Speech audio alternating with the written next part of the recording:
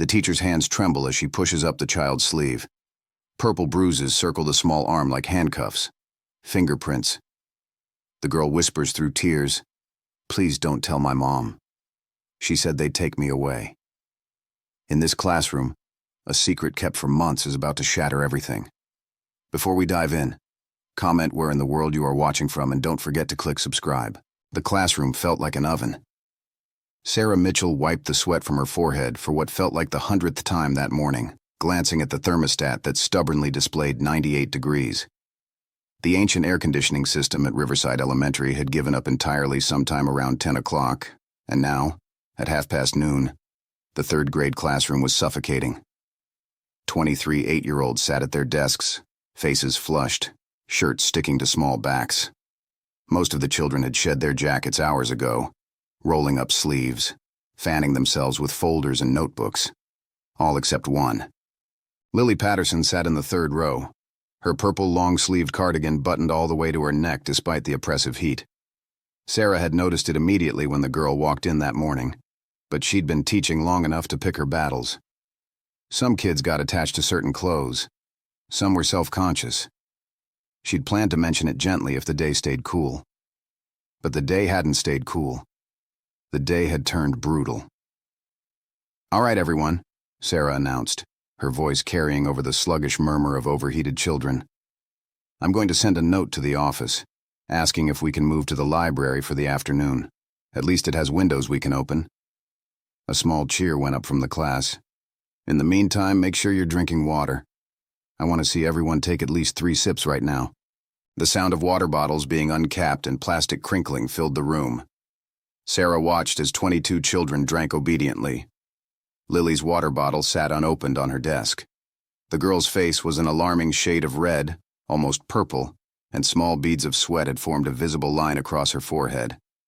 Her light brown hair, usually in a neat ponytail, had started to frizz around her face. But still, she kept that cardigan on, arms wrapped around herself as if she were freezing instead of baking. Sarah moved down the aisle, crouching beside Lily's desk. Up close, she could see the girl was actually trembling slightly. "Lily, honey, you need to drink some water. It's really important in this heat." Lily's green eyes flicked up to meet hers for just a second before darting away. "I'm okay, Miss Mitchell."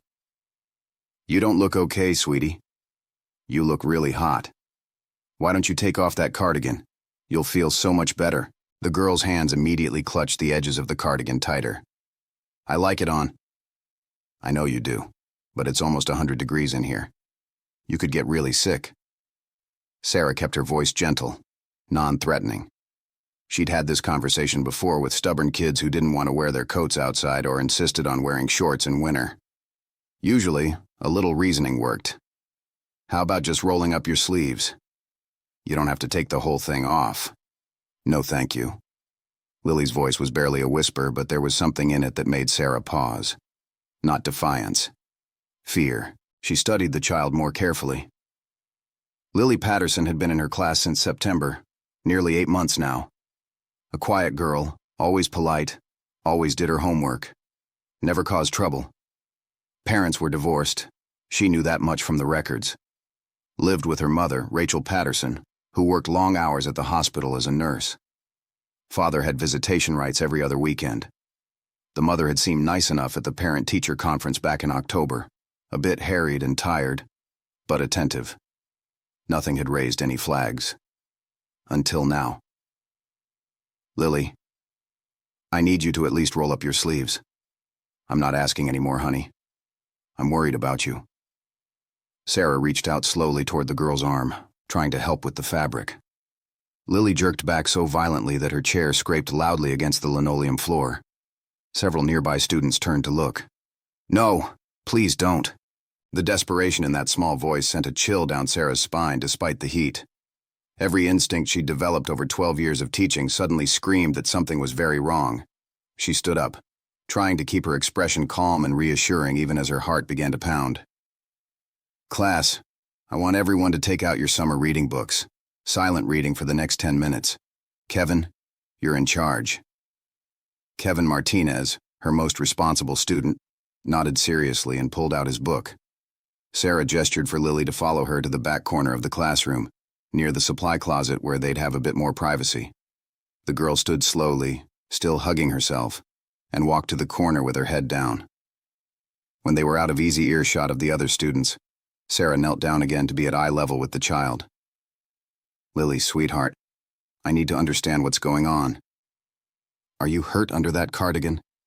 Is that why you don't want to take it off?" Lily's lower lip began to tremble. Tears formed in those green eyes, but she blinked them back furiously. "I can't take it off. I just can't." "Why not, honey? You can tell me. Whatever it is. I promise I'll help you. My mom said I have to keep it on. She said I have to keep my arms covered. She said people wouldn't understand." The words came out in a rushed whisper, tumbling over each other. Sarah felt her stomach tighten. She'd been through the mandatory reporter training every year. She knew the statistics, knew the signs. But knowing in theory and facing it in reality were two very different things. "Lily, I need to see your arms. Right now, sweetheart. I need to make sure you're safe. Please don't tell my mom. Please. She'll be so upset. She told me not to let anyone see." Lily was crying now, silent tears streaming down her flushed cheeks. She said she'd get in trouble. "Oh, honey, you're not going to be in trouble. I promise you're not in trouble." Sarah's hands were shaking slightly as she reached out again. This time, Lily didn't pull away. Moving slowly, carefully, as if approaching a frightened animal, Sarah gently took hold of the girl's right sleeve and began to push it up. The bruises appeared immediately. Dark purple and blue marks, some fresh and some yellowing with age, circled Lily's forearm like terrible bracelets. Sarah's breath caught in her throat. She pushed the sleeve higher. More bruises, these with clear, finger-shaped impressions, as if someone had grabbed the child's arm and squeezed hard. Her left arm revealed the same horrifying pattern. "Lily, who did this to you?" Sarah's voice came out steadier than she felt. "I fell," Lily said automatically, the lie obviously rehearsed. "I fell down the stairs at home." "Sweetheart, these are handprints. Someone grabbed you. Someone hurt you. Was it your mom? Your dad? You have to tell me the truth so I can help you." The girl's face crumpled completely. "My mom didn't mean to. She's just really tired all the time. She works so much, and then she has to come home and take care of me. And sometimes I make her really mad because I don't do things right, or I'm too loud, or I forget to do my chores. And she just gets so frustrated and she says it's my fault for making her lose her temper, and I promised I'd be better, and I promised I wouldn't tell anyone because she said they'd take me away, and I don't want to go away. I just want to be better at being good, so she doesn't get so angry anymore." The words poured out between sobs. The dam finally broken. Sarah felt tears burning in her own eyes, but she blinked them back. She had to be strong right now. She had to be what this child needed. "Oh, Lily. Oh, sweetheart, no. This is not your fault. None of this is your fault. You understand me? What's happening to you is wrong, and it's not because you did anything wrong." She pulled the crying child into a gentle hug, careful not to squeeze too tight, mindful of what other injuries might be hiding under that cardigan. Over Lily's shoulder, she could see the rest of the class pretending to read while sneaking curious glances their way. She needed to get the girl somewhere private. She needed to call this in. The protocol was clear, had been drilled into her countless times. Suspected child abuse must be reported immediately. But first, she needed to make sure there weren't other injuries that required immediate medical attention. "Lily, I need to ask you something else, and I need you to be really brave and honest with me. Are you hurt anywhere else? Your legs? Your back? Your stomach?" The girl nodded against Sarah's shoulder. "My back. And my legs sometimes. But those don't show as much. The arms are the worst because she pulls me by them when I'm not moving fast enough or when I try to get away. And last weekend I spilled juice on the carpet and she grabbed me really hard and shook me, and I thought she was going to throw me, but she didn't. She just kept squeezing and squeezing and I couldn't get away, and she didn't let go until I stopped crying." Sarah closed her eyes for a moment, fighting to maintain her composure. When she opened them, her vision was crystal clear. She knew exactly what she had to do. "Okay, honey. Here's what's going to happen. I need to take you to see Nurse Henderson right now so she can make sure you're okay. And then I need to make some phone calls to some people who help kids who are being hurt at home. They're going to want to talk to you and ask you some questions. It might be scary, but I'm going to be right there with you the whole time if you want me to be. Okay? Are they going to tell my mom? Someone will talk to your mom, yes. But right now, the most important thing is keeping you safe. She's going to be so mad at me. She told me never to tell. She said if I told, everything would get worse. Sarah took the girl's face gently between her hands, looking directly into those terrified green eyes. Lily, listen to me very carefully. You did nothing wrong. You were brave to tell me the truth. What happens next is not your fault. Do you understand? Whatever consequences come from this, they are not your responsibility. You are 8 years old. Your job is to be a kid. Your job is not to protect adults or keep their secrets when those secrets are about you being hurt. Lily nodded, still crying but seeming to understand. Sarah stood up and addressed the class, her teacher voice firmly in place despite the emotional earthquake happening inside her. Everyone, I need to take Lily to the nurse's office. Kevin, you're still in charge. I'll be sending Mrs. Rodriguez from next door to sit with you all until I get back. I expect perfect behavior. She walked to the classroom phone and called the office, requesting that Marta Rodriguez come sit with her class and asking them to have Nurse Henderson ready. Then she took Lily's hand, noted how the girl winced even at that gentle touch, and led her out into the hallway. The walk to the nurse's office felt endless and too short at the same time. Halfway there, Lily spoke again. Miss Mitchell? Will I ever get to go home again? The question broke Sarah's heart into 1,000 pieces. I don't know, sweetheart.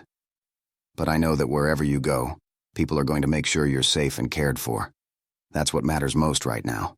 Nurse Henderson looked up from her desk when they entered, her smile fading immediately when she saw Sarah's expression and Lily's tear-stained face.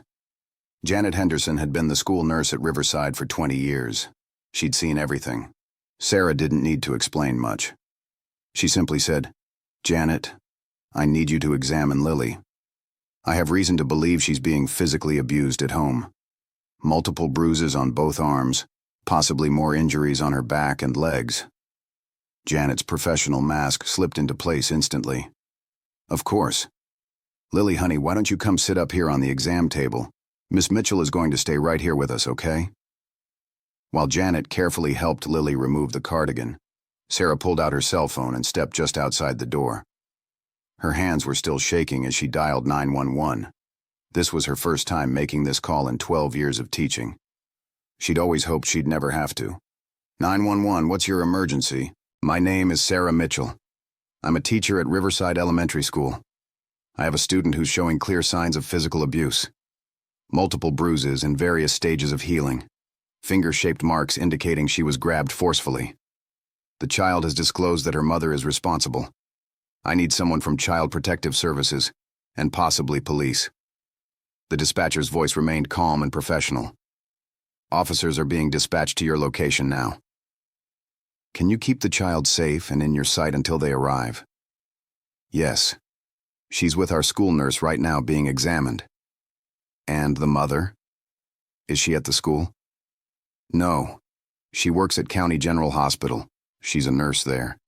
Rachel Patterson. All right, stay on the line with me. Units are approximately 4 minutes out. Sarah watched through the doorway as Janet carefully lifted Lily's shirt to examine her back.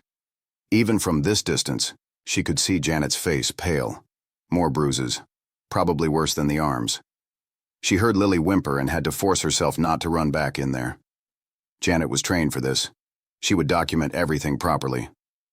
Sarah needed to stay focused on the phone, on making sure the right people were coming to help. Miss Mitchell? The dispatcher's voice pulled her back. The officers just want to confirm you'll keep the child with you until they arrive, and that you won't contact the mother or any other family members. Understood. We won't contact anyone. Principal David Reynolds appeared at the end of the hallway, walking quickly toward the nurse's office. Someone must have called him. Good. Sarah would need his support for what was about to happen. When he reached her, his expression was grave. Sarah? What's going on? She covered the phone's mouthpiece. Lily Patterson. Severe bruising consistent with abuse. I just called 911. Police and CPS are on the way. David's eyes widened, but he nodded. He was a good principal, one who trusted his teachers and always put the students first. What do you need from me? When they get here, they'll want to talk to me and Janet. Lily needs someone she trusts with her while we give statements. Can you call Ashley Freeman? Ashley was the school counselor, trained in trauma-informed care. And we need to document everything. Every conversation I had with Lily, exactly what I saw. Already on it. Ashley's on her way down. He paused, studying Sarah's face. Are you okay? No, Sarah answered honestly, but I will be. Right now it's not about me. Through the doorway, Janet was carefully lowering Lily's shirt and helping her back into the cardigan. The nurse's face was professionally neutral, but Sarah could see the anger simmering beneath the surface. Janet stepped out of the examination room, pulling the door partially closed to give Lily some privacy while keeping her visible. It's bad, Janet said quietly, her voice tight. Extensive bruising across her upper back. Looks like she was hit with something, maybe a belt. More bruises on her thighs and upper arms. Some are fresh, maybe 2 or 3 days old. Others are at least a week or 2 old. There's a pattern here. This isn't a one-time incident. This has been going on for a while. Sarah felt sick. How had she not noticed? Lily had been in her classroom for 8 months. 8 months of daily interaction, and she'd missed this. She should have seen something sooner. Should have noticed the girl's quiet withdrawal, the way she flinched sometimes when Sarah moved too quickly near her desk, the way she always wore long sleeves even on warm days earlier in the year. Don't do that, Janet said, reading her face. Don't blame yourself. Kids who are being abused learn to hide it. They're taught to hide it. And you caught it. That's what matters. You saw it, and you're doing something about it. The dispatcher was still on the line. Miss Mitchell? Officers are pulling into the school parking lot now. They're entering through the main entrance. Thank you. Sarah disconnected and took a deep breath. This was it. The moment where Lily's life would change completely. She prayed it would change for the better, that the system would work the way it was supposed to, that this brave little girl would end up somewhere safe and loved. But she'd been a teacher long enough to know that the system didn't always work perfectly. Sometimes kids fell through the cracks. Sometimes they got bounced around foster homes. Sometimes, unbelievably, they got sent back to their abusers. She couldn't think about that right now. Right now, she had to focus on the immediate steps. Document everything. Give a clear statement. Support Lily through the initial interviews. Make sure the child knew she was believed, that she was valued, that she deserved safety and care. 2 uniformed officers appeared at the end of the hallway, accompanied by a woman in plain clothes who Sarah assumed was from CPS. David intercepted them first, speaking in low tones and gesturing toward the nurse's office. The woman separated from the group and approached Sarah with her hand extended. I'm Catherine Walsh, Child Protective Services. You're the teacher who made the initial report? Yes, Sarah Mitchell. Lily Patterson is in there with our school nurse. Sarah shook the offered hand and launched into a concise but thorough explanation of everything that had happened, from noticing Lily's refusal to remove her cardigan in the extreme heat, to the conversation that led to the discovery of the bruises to Lily's disclosure about her mother's abuse. Catherine took notes rapidly, her face remaining professionally composed, but her eyes showing deep concern. And the child is how old? 8, 3rd grade. She's been in my class since September. Have you noticed anything before today that might indicate abuse? Sarah forced herself to think back, to review the past months with this new, terrible lens. She's always been quiet. Very compliant, never causes trouble. I thought she was just shy. Looking back now, there were some things. She flinches sometimes when people move suddenly near her. She always volunteers to stay inside during recess instead of playing with the other kids. She never has any bruises or marks visible, but she always wears long sleeves and pants, even on days when it was warm earlier in the year. I just thought it was a clothing preference. The guilt rose up again, threatening to choke her. I should have seen it sooner. Ms. Mitchell, you saw it today. That's what matters. Many children in abusive situations go unnoticed for years. The fact that you recognized the signs and acted immediately may have saved this child from much worse harm. Catherine's voice was kind but firm. Now, I'm going to need to interview Lily. I'd like you present if she's comfortable with that, since she's disclosed to you and trusts you. The officers will take statements from you and the nurse afterward. They entered the nurse's office together. Lily was sitting on the examination table, legs swinging nervously, the purple cardigan back on and buttoned. Her eyes went immediately to Sarah, wide and frightened. Sarah gave her the most reassuring smile she could muster and moved to stand beside the table, placing herself between Lily and the door, a protective barrier. "Hi, Lily," Catherine said warmly, pulling up a chair so she wasn't towering over the child.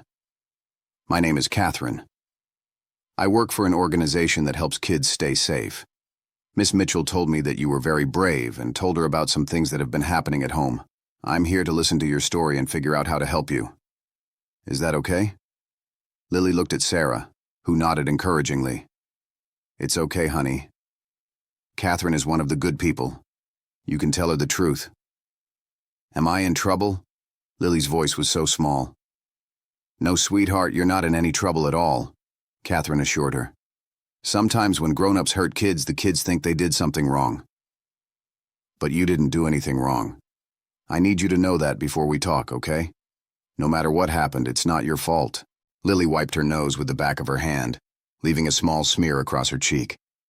Sarah pulled a tissue from the box on Janet's desk and gently handed it to the girl. The simple gesture seemed to calm Lily slightly, and she took a shuddering breath before looking at Catherine again. "Can I ask you something first?" Lily's voice trembled. "Of course you can," Catherine said warmly. "If I tell you everything, will they let me see my mom again? I don't want her to go to jail. I just want her to stop being so angry all the time." The question hung in the air like a weight. Catherine leaned forward slightly, her expression gentle. "Lily, I can't make you promises about what will happen with your mom. That's going to depend on a lot of things that are out of my control. What I can promise you is that telling the truth is always the right thing to do, even when it's scary. And no matter what happens, people are going to make sure you're safe. That's the most important thing.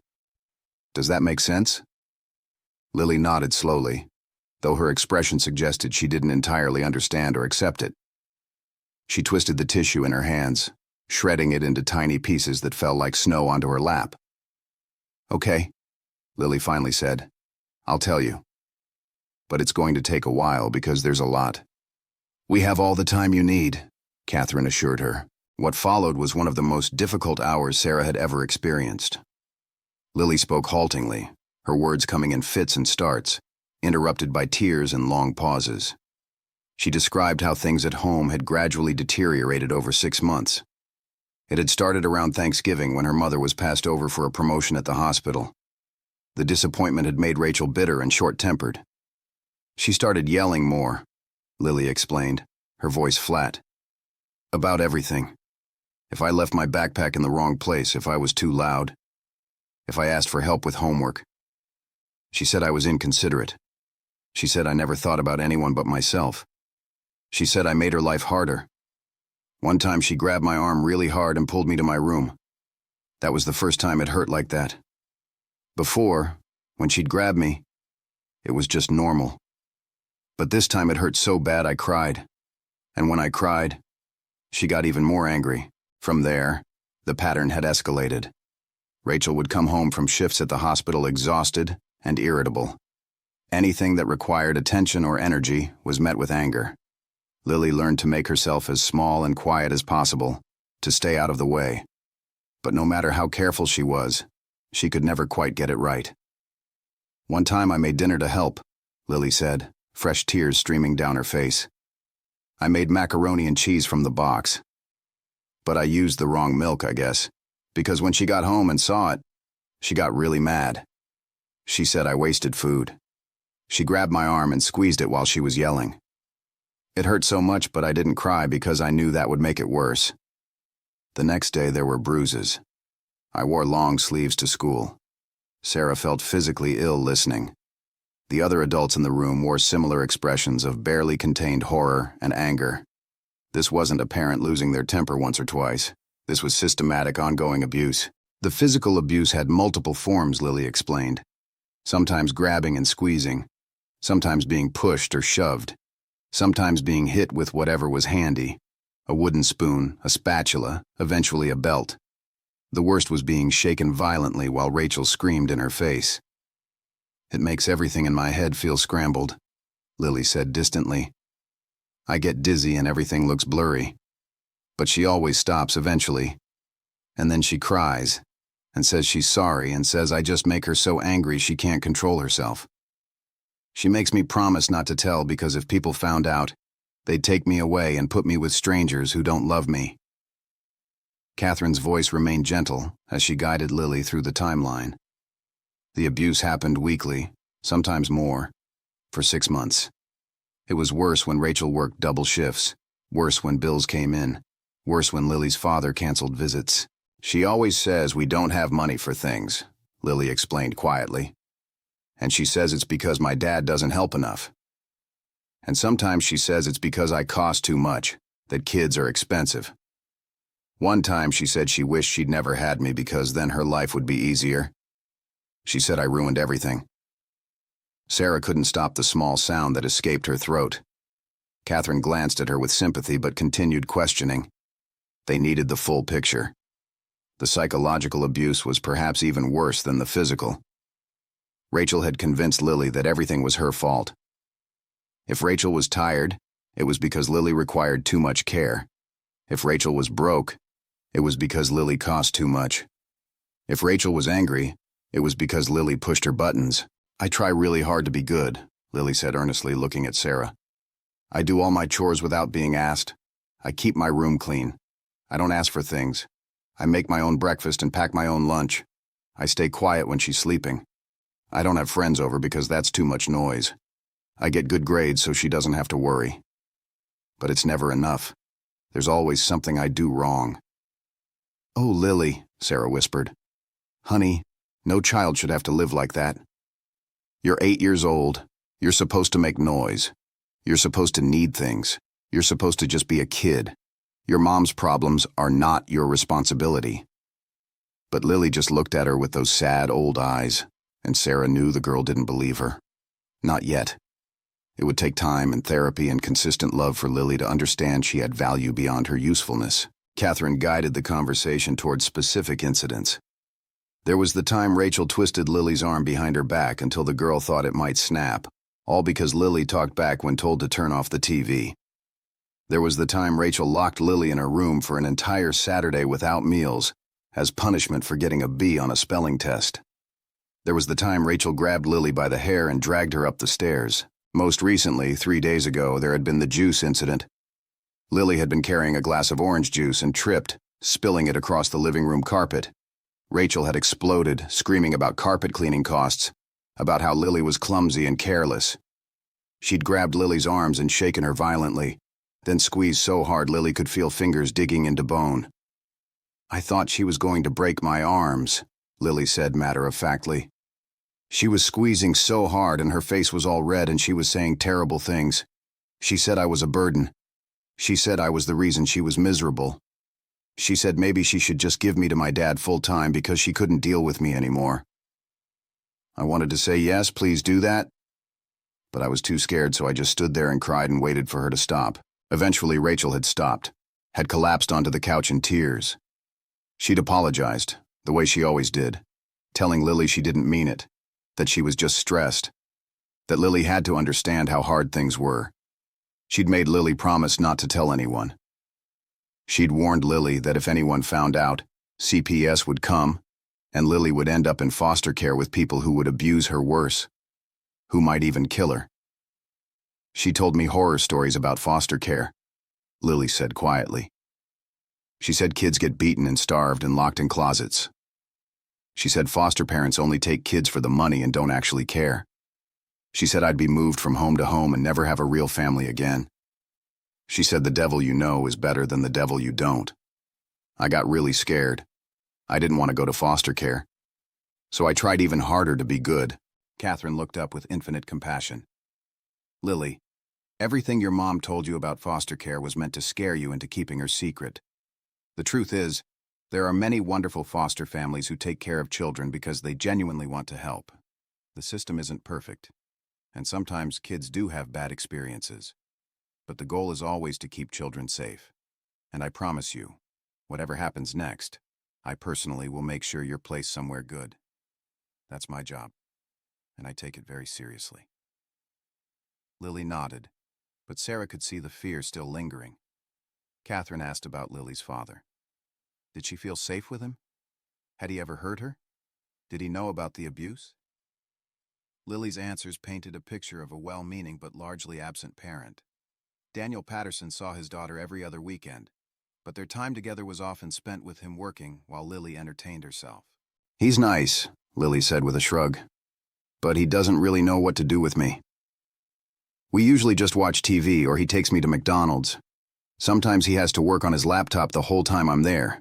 He asks how school is and I say it's fine, and that's pretty much our conversation. He never asks about mom or home. I think he doesn't want to know. Has he ever seen your bruises? Catherine asked. I always wear long sleeves when I visit him too, Lily said. I didn't want him to see either. Mom said if he found out, there would be a big custody fight and lawyers in court, and it would be terrible for everyone. She said it would cost money we don't have. She said he might try to take me away from her permanently, so I kept everything secret from everyone. Until today, Sarah thought. Until the heat made secrecy impossible. Until a teacher who cared enough to push finally broke through the wall of fear and silence. Catherine finished writing and looked up at Lily with compassion in her eyes. Lily, you were so brave to tell us all of that. I know it was really hard. Here's what's going to happen next. I need to take some photographs of your injuries so we have a record of them. Then we're going to find you a safe place to stay for tonight while we sort everything out. You won't be going home with your mom today. Where will I go? Fresh tears appeared in Lily's eyes. We have special families who take care of kids who need a safe place for a little while. They're really nice people who have been trained to help kids like you. We'll find you a good match, I promise. What about my stuff? My stuffed rabbit? My clothes? An officer will go to your house with your mom and supervise while she packs a bag for you with your belongings. Your rabbit will come with you, okay? What about school? Will I still go to school here? With Miss Mitchell? The panic in Lily's voice broke Sarah's heart all over again. Catherine glanced at Sarah before answering. That depends on where you're placed, honey. We try to keep kids in their same school when we can, but sometimes that's not possible. But Miss Mitchell will always be someone who cared about you and helped you, and that won't change no matter where you go to school. Sarah knelt down beside the examination table. Lily, listen to me. No matter what happens, I want you to remember something. You are smart, and kind, and brave. What happened to you doesn't define who you are. You have a whole future ahead of you, and it's going to be better than what you've been living through. I promise you that, but I'm going to miss you. And I'm going to miss my friends. And what if my mom gets better and I can't go back to her because I told? What if she fixes everything and I ruined it? Lily was sobbing now, the full weight of what was happening finally hitting her. Oh, sweetheart. Sarah pulled the girl into another careful hug. If your mom gets the help she needs and truly changes, then maybe someday you could safely be with her again. But that's not something you need to worry about right now. Right now, the most important thing is that you're safe. That's all that matters. Catherine stood up, her professional mask back in place. I'm going to need those photographs now, Lily. Nurse Henderson will help you with your clothing, and I'll be as quick as I can. Miss Mitchell, why don't you step outside with Officer Martinez and give your formal statement? Sarah reluctantly released Lily and followed Officer Martinez into the hallway. The officer was probably in his late 20s, with kind eyes that were currently filled with barely suppressed anger. When they were a few feet from the door, he pulled out his notepad. That never gets easier, he said quietly. Listening to kids describe being hurt by the people who are supposed to protect them. I've been on the force for 5 years and I still want to punch a wall every single time. I've been teaching for 12 years and this is my first time making a report, Sarah admitted. I feel like I'm going to throw up. You did the right thing. Kids who are in situations like this, they need adults who will see them and act. A lot of people see signs and convince themselves it's nothing, or they don't want to get involved. You got involved. You probably saved her life. Sarah gave her statement, going through every detail from the moment she noticed Lily's unusual clothing to the discovery of the bruises to the girl's disclosure. Martinez took detailed notes, asking clarifying questions. When she finished, he closed his notepad. We're going to send Officer Chen to County General Hospital to notify Rachel Patterson. We'll bring her down to the station for questioning. The DA will decide whether to file charges. Given the extent of the injuries and the child's testimony, I'd say charges are very likely. He paused. I need to ask, did the child ever mention her father? Any indication he might have been involved or aware? She said her parents are divorced. She sees her father every other weekend. She specifically said her mother was responsible for the injuries. She didn't mention anything about her father being involved. Okay. We'll need to locate him and investigate that angle too. Sometimes the non-custodial parent is completely unaware. Sometimes they're part of the problem, but the kid is protecting them. We have to check everything. Inside the nurse's office, Janet was helping Lily button her cardigan back up while Catherine packed away her camera. The girl looked exhausted, her face blotchy from crying, her eyes red and swollen. She saw Sarah and immediately reached out her arms. Sarah went to her without hesitation. What happens now? Sarah asked Catherine over Lily's head. Now I make some calls and find her a placement for tonight. Given the circumstances and the need for immediate removal, I'm going to see if the Hendersons are available. Martha and Tom Henderson, no relation to your nurse here. They're experienced foster parents who specialize in emergency placements. They're really good people. Catherine was already on her phone, stepping out into the hallway to make the call. Janet busied herself cleaning up the examination area while Sarah sat with Lily, just holding her, letting the child process everything in her own time. After a few minutes, Lily pulled back and looked up at Sarah with those red-rimmed green eyes. Miss Mitchell, do you think I'm bad? What? No. Lily, no. Why would you think that? Because my mom says I make her so angry. She says I push her buttons. She says if I would just listen and behave, she wouldn't have to punish me so hard. So if I made her hurt me, doesn't that make me bad? Sarah took the girl's face in her hands again, the same way she had in the classroom. Lily Patterson, you listened to me very carefully. You did not make your mother hurt you. Adults are responsible for controlling their own actions and emotions. It doesn't matter if you were loud or messy or forgetful or any of the things she said. None of those things, not a single one, justifies hurting a child. Your mother's choices are not your fault. You are 8 years old. You're supposed to sometimes be loud and messy and forgetful. That's what kids are.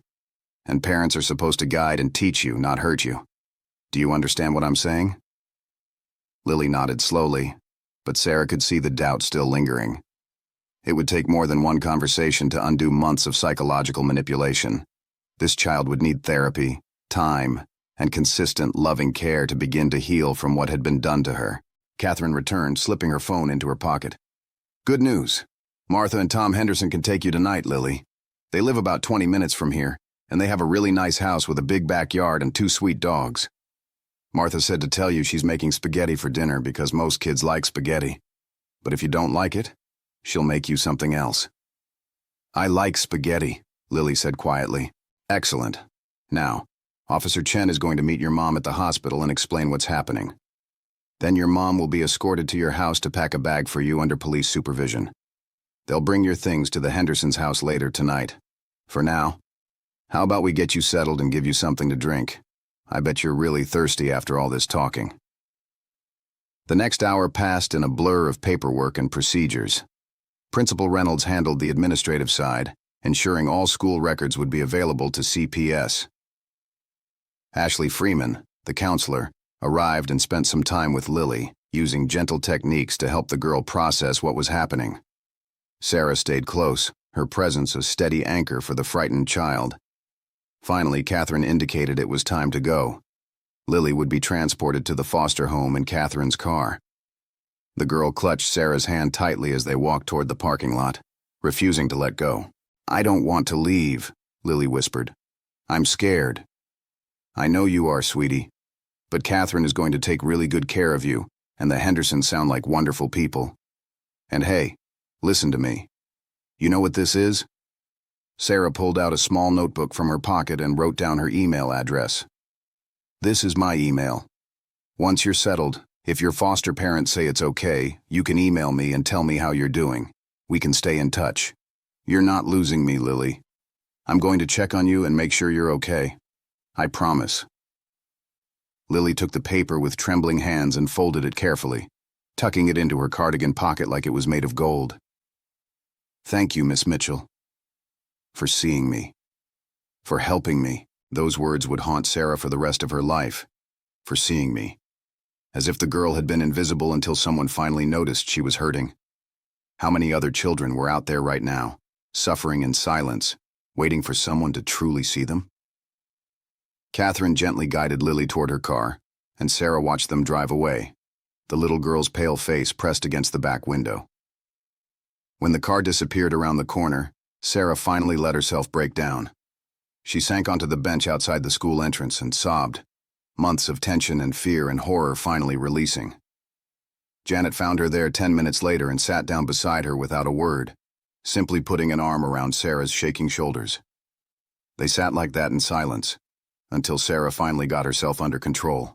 "I keep thinking about all the times I could have noticed," Sarah said, her voice raw. "She's been in my class for 8 months. 8 months, Janet. How many times was she sitting in that classroom hurting, and I just went on teaching long division and spelling words like everything was fine? You noticed today. When it mattered most, you saw her. That's what counts. Is it enough? It has to be, because it's all we can do. We're teachers, not mind readers. Kids are good at hiding things they're ashamed of or scared of. But you created an environment where she felt safe enough to tell you the truth when you asked. That says something about the kind of teacher you are." Sarah wiped her eyes, taking a shuddering breath. What happens to her now? Really? I know the statistics. Foster care isn't always a happy ending. "No, it's not," Janet said honestly. "But it's better than living with someone who's hurting her. And you gave her something important today. You gave her the truth. You told her it wasn't her fault. You told her she deserves safety and care. Kids who hear that message from a trusted adult, it sticks with them. It becomes a lifeline they can hold on to when things get hard. You planted a seed of hope in that little girl. Don't underestimate how powerful that can be." The rest of the afternoon was a nightmare of meetings and interviews and paperwork. Sarah had to give additional statements to a detective who specialized in child abuse cases. Principal Reynolds had to notify the superintendent and file incident reports. The other third-grade teachers had to be informed so they could watch for signs in their own students. The other children in Sarah's class needed age-appropriate explanations about why Lily had left so suddenly. By the time Sarah finally made it home that evening, she was physically and emotionally exhausted. Her husband, Marcus, took one look at her face and pulled her into his arms. "Rough day?" She told him everything, the words pouring out between fresh tears. Marcus held her through it all, his face growing darker as the story progressed. "Jesus, Sarah. That poor kid. How are you doing?" "I don't know. I keep seeing her face, the way she looked at me when she asked if she was bad. Marcus, she thought it was her fault. An 8-year-old girl thought she deserved to be hurt because she wasn't good enough. But you told her the truth. You told her it wasn't her fault. Did I tell her soon enough? Did I notice soon enough? Sarah, stop. You can't torture yourself with what-ifs. You saw it today, you acted immediately, and you probably saved that kid from years of continued abuse. That's what matters." Sarah wanted to believe him. She wanted to accept that she'd done the right thing at the right time. But the guilt gnawed at her anyway. All those days of Lily sitting quietly in class, wearing long sleeves, never causing trouble. She'd thought the girl was just shy, well-behaved. She'd never imagined what was happening behind closed doors. That night, Sarah lay awake for hours, her mind replaying every interaction she'd ever had with Lily Patterson. Small moments that seemed insignificant at the time now stood out with glaring clarity. The way Lily always arrived at school early and seemed reluctant to leave at the end of the day. The way she volunteered to help clean the classroom during lunch instead of going to the cafeteria with friends. The book report she'd written about a character who escaped from a bad situation, and how she'd seemed particularly invested in that character's journey to safety. The signs had been there. Subtle, easy to miss, but there. And Sarah had missed them until the 100-degree heat had forced the issue. 3 days later, Catherine Walsh called Sarah's cell phone during her lunch break. Sarah's heart leaped into her throat as she answered. "Hi, Sarah. It's Catherine from CPS. I wanted to give you an update on Lily, if you have a moment." "Yes, of course, please. How is she?" "She's doing as well as can be expected. The Hendersons report that she's been very quiet, but polite. She cried a lot the first night, which is completely normal. She's eating okay. Sleeping has been harder, but that's also common with traumatized kids. We've got her set up with a therapist who specializes in child abuse cases. Her first appointment is tomorrow." "And her mother? What's happening with Rachel Patterson?" Catherine's voice turned harder. "Rachel Patterson has been arrested and charged with multiple counts of child abuse. The DA is taking this very seriously, given the extent and duration of the abuse. She's currently out on bail, but has a restraining order preventing any contact with Lily. She's looking at significant jail time if convicted, which seems likely given the evidence in Lily's testimony." "What about Lily's father?" "We located Daniel Patterson. He lives about an hour away in Riverside County. Claims he had no idea the abuse was occurring. We're investigating that claim, but so far it seems to check out. He sees Lily every other weekend per the custody agreement, and there's no evidence of abuse during those visits. He's expressed interest in seeking full custody." "Is that a good thing?" Sarah asked carefully. "Hard to say yet. We're doing a full investigation of his home and circumstances. He seems motivated to be there for his daughter, but he also works long hours as a contractor and travels for work sometimes. We need to make sure he can provide a stable environment. Right now, Lily will remain in foster care while we sort everything out." Sarah gripped the phone tighter. "Catherine, I know this is probably against protocol, but is there any way I could see her? Just to check in, let her know I'm thinking about her." There was a pause. "Let me talk to the Hendersons and see if they're comfortable with that. I'll also need to clear it with my supervisor, but I think it could be beneficial for Lily to maintain connection with a trusted adult from her previous life. Give me a couple days and I'll get back to you." 5 days after Lily's removal from her home, Sarah found herself pulling up to a modest ranch-style house in a quiet suburban neighborhood. Martha and Tom Henderson turned out to be a warm, soft-spoken couple in their 50s who had been fostering children for 15 years. They welcomed Sarah with genuine smiles and offered her coffee. "Lily's been asking about you," Martha said as she led Sarah through the house. "She keeps that email address you gave her in her pocket all the time. Checks it like it's precious treasure." They found Lily in the backyard, sitting on a swing set with a golden retriever at her feet. The girl was wearing shorts and a t-shirt, her arms bare for the first time since Sarah had known her. The bruises were still visible, angry purple and yellow marks that stood out against her pale skin, but they were healing. More importantly, Lily wasn't hiding them anymore. When Lily saw Sarah, her face lit up with a smile that made Sarah's heart squeeze. The girl jumped off the swing and ran across the grass, throwing her arms around Sarah's waist. "You came. I didn't think I'd see you again." "Of course I came, sweetie. I told you I'd check on you." Sarah hugged her back carefully, mindful of potential injuries that might still be tender. "How are you doing?" "It's nice here," Lily said, pulling back but keeping hold of Sarah's hand. "Martha and Tom are really nice. They have 2 dogs, and I get to help feed them. And they don't yell. Even when I accidentally broke a glass yesterday, Martha just said accidents happen and helped me clean it up. She didn't even get mad." The fact that this was remarkable to the child spoke volumes about what her life had been like before. Sarah blinked back tears and smiled. "That's how grown-ups are supposed to act, honey. I'm so glad you're somewhere safe." They walked around the yard together, Lily chattering about the dogs and the therapy sessions and the new school she might attend. She seemed lighter somehow, as if a crushing weight had been lifted. There was still sadness in her eyes, still fear around the edges, but there was also something new. Hope. "Miss Mitchell," Lily said, as they sat together on the porch swing. "Do you think my mom is mad at me?" She chose her words carefully. "I think your mom is probably feeling a lot of complicated emotions right now. But honey, what happened isn't about you. Your mom made choices that hurt you, and now she has to face consequences for those choices. That's not your fault, and it's not your responsibility to worry about how she feels." "I miss her sometimes," Lily admitted quietly. "Is that weird? She hurt me, but she's still my mom. Sometimes she was nice. Sometimes we'd watch movies together or she'd help me with homework and it was good. I miss those times." "That's not weird at all, sweetheart. Love is complicated. People can hurt us and we can still love them. That doesn't mean we have to accept being hurt, though. You can love your mom and still need to be safe from her. Both things can be true." The therapist said something like that too. She said I can have all kinds of feelings and they're all okay. "Your therapist is very smart. How do you like seeing her?" Lily shrugged. "It's okay. She asks a lot of questions. Sometimes they make me cry. But she says crying is good, that it helps feelings come out instead of staying stuck inside. She gave me a stuffed animal that I can hug when I'm sad. It's an elephant.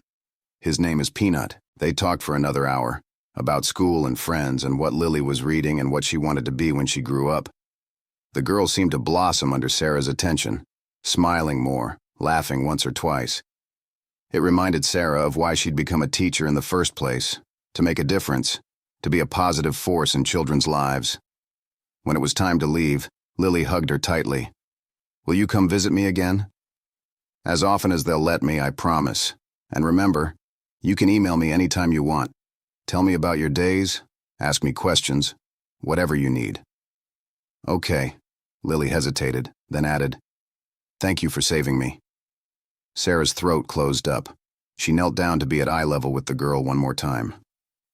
"You saved yourself, honey. You were brave enough to tell the truth. I just listened and believed you. That's what any good grown-up should do." Driving home, Sarah finally allowed herself to feel something other than guilt. She felt proud. Proud of Lily for her courage.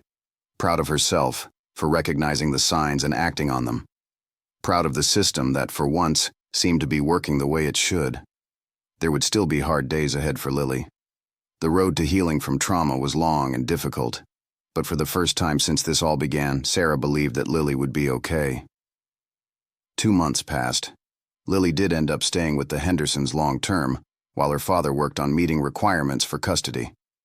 Daniel Patterson proved genuinely committed to his daughter, attending every supervised visit, completing parenting classes, modifying his work schedule. The investigation cleared him of any knowledge of the abuse. He'd been an absent father, prioritizing work over relationship, but he was determined to change that. The transformation in Daniel was remarkable to witness. Each week when he came for supervised visits, Catherine noted the subtle shifts. He started bringing activities specifically chosen for Lily. Art supplies, books he'd researched as age-appropriate, puzzles they could work on together. He asked her therapist for guidance on how to support a traumatized child. He read articles, joined online support groups for parents of abuse survivors, attended workshops. His entire life reconfigured around the central goal of becoming the father Lily needed. "I can't undo what happened," he told Catherine during one of their meetings. "I can't go back and be more present, ask more questions, push harder when Rachel said everything was fine. But I can make sure that from this moment forward, Lily knows she's my priority. Not my work, not my convenience, not my comfort. Her." The supervised visits gradually lengthened from 1 hour to 3, then to full afternoons. Martha and Tom would report back that Lily talked about her dad constantly between visits, counting down the days, planning what they might do together. The fear was slowly being replaced by cautious hope. "He's learning how to read her signals," Martha told Sarah during one of her visits. "At first he'd try too hard, overwhelm her with attention. but he's figured out that sometimes she just needs quiet companionship. They'll sit together reading separate books, or he'll help with homework, or they'll go for walks where they don't have to talk at all. He's letting her set the pace. In November, after extensive home evaluations and continued therapy sessions, the decision was made to transition Lily to her father's full-time care. The placement would still be monitored for the first 6 months, with regular check-ins from Catherine and continued therapy for both Lily and Daniel. But everyone agreed that Daniel had demonstrated genuine change and commitment. The day Lily moved into her father's house, Sarah received a text from Catherine with a photo attached. Lily stood in front of a small house with a purple front door, beaming at the camera, her arms around her father's waist. She picked the door color herself, the text read, said it was her favorite, and would make the house feel like it was really hers too. Daniel painted it the same day. Sarah studied the photo for a long time. The transformation in Lily was visible even through the phone screen. The terrified, beaten-down child who had sat in her classroom 8 months ago bore little resemblance to this smiling girl. There was still work to do, certainly. Trauma didn't heal in a few months. But the foundation was there. Safety, love, consistency, adults who listened and believed and protected. Rachel Patterson pled guilty to multiple counts of child abuse and was sentenced to 3 years in prison followed by 5 years of probation. She would be required to complete anger management and parenting courses, undergo psychological evaluation, and have only supervised contact with Lily if the girl chose to see her at all. The judge made it clear that Rachel's parental rights hung by a thread, and any future incidents would result in permanent termination. Sarah attended the sentencing, sitting in the back of the courtroom. She watched Rachel stand before the judge, saw the woman who had terrorized her child break down in tears. Part of Sarah wanted to feel satisfaction, vindication. Instead, she felt a deep sadness for everyone involved. Rachel wasn't a monster. She was a woman who had been overwhelmed, who had lost control, who had taken her stress and pain out on the most vulnerable person in her life. That didn't excuse what she'd done, but it made the whole situation feel more tragic than triumphant. The judge's words echoed through the courtroom. You were given the sacred responsibility of caring for a child, and you betrayed that trust in the most fundamental way. Your daughter will carry the scars of your actions for the rest of her life. The question now is whether you can become someone different, someone who takes responsibility and does the hard work of real change. That will determine whether you ever have the privilege of being in your daughter's life again. Rachel was led away in handcuffs, still crying. Sarah left the courthouse feeling drained but resolved. Justice had been served, such as it was. Lily was safe. That was what mattered. In the weeks that followed, Sarah threw herself into advocacy work. She partnered with Catherine to develop training materials for teachers on recognizing signs of child abuse. She spoke at district-wide meetings, sharing Lily's story, with permission and anonymity, to illustrate how easily signs could be missed and how crucial it was to act when something felt wrong. She created a resource guide that was distributed to every school in the county. You're turning your experience into something that will help protect other children, her principal David Reynolds told her during one of their meetings. That's powerful, Sarah. That's how we create systemic change. But late at night, when the advocacy work was done and the house was quiet, Sarah still thought about that 100-degree day in May. She thought about Lily's purple cardigan buttoned to the neck, about the terror in those green eyes, about how close she'd come to letting it go, to not pushing, to accepting the girl's refusal at face value. What if the heat wave hadn't happened? What if she'd decided to pick a different battle that day? How much longer would Lily have suffered? These thoughts haunted her, but they also drove her. They made her more observant, more willing to ask uncomfortable questions, more determined to see every child in her classroom as a complete person with a complete life beyond those four walls. She couldn't save every child, but she could pay attention. She could care. She could act when action was needed. On a warm afternoon in late September, Sarah received an email from an address she recognized immediately. Lily's email. She opened it with trembling hands. Dear Miss Mitchell, I wanted to tell you something important. Tomorrow I'm moving in with my dad. Catherine says he's ready and that he really wants me there. I'm nervous but also excited. He got a new house closer to my old school, so I might get to come back to Riverside Elementary next year. Maybe I'll even be in your class again. I also wanted to say thank you again. I know I already said it, but I don't think I said it good enough. You saved my life. I know you said I saved myself, but I don't think I could have done it without you. You saw me when I was invisible. You believed me when I was scared no one would. You told me it wasn't my fault, and even though it took a while, I'm starting to believe that now. My therapist says I'm making good progress. I still have nightmares sometimes, and I still get scared when people raise their voices, but it's getting better. Martha and Tom have been amazing, and my dad has been trying so hard.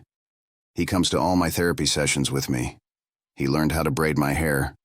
He even quit taking work trips so he can be home with me every day. I don't know what's going to happen with my mom. Part of me hopes she gets better. Part of me is still angry at her. My therapist says both of those feelings are okay. I think maybe someday I'll be ready to see her again. But not yet. Right now, I just want to be a kid, like you said I should be. Thank you for everything, Miss Mitchell. You're the best teacher in the whole world. Love. Lily Sarah read the email 3 times, tears streaming down her face. When Marcus came home that evening, she showed it to him. See, he said softly, wrapping his arms around her. You did good, Sarah. You did exactly what you needed to do. And finally, Sarah believed him. She had saved Lily Patterson. Not by being perfect, not by catching every sign from the beginning, but by paying attention when it mattered most. By choosing to see what was right in front of her, even when it was uncomfortable and frightening. By being the kind of adult every child deserves.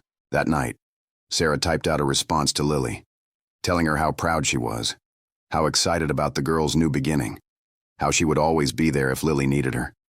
She hit send and felt something shift inside her chest. The guilt that had been sitting there like a stone finally began to dissolve, replaced by something lighter. Hope. Genuine, solid hope that Lily Patterson would grow up to be okay, more than okay, that she would thrive.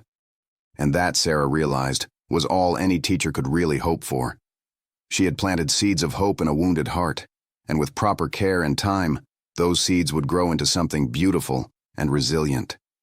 Lily Patterson would carry scars, yes, but she would also carry the knowledge that she was worthy of safety and love, that she had been seen and believed when it mattered most. And that would make all the difference in the world.